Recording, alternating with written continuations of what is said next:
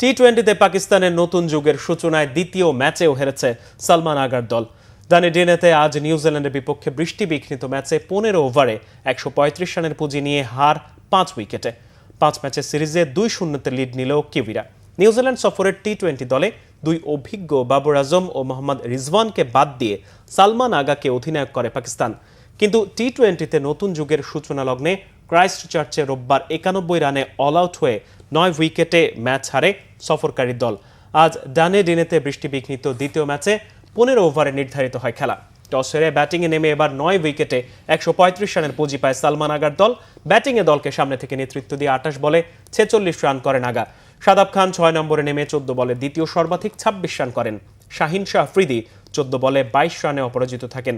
জবাব দিতে নেমে নিউজিল্যান্ডের দুই ওপেনার 30 বলে 66 রান যোগ করেন। টিম সুইফার্ড 22 বলে 45 ও মার্ক চ্যাপম্যান 1 রান করে আউট হলে ফির অ্যালেন টেনে নেন দলকে।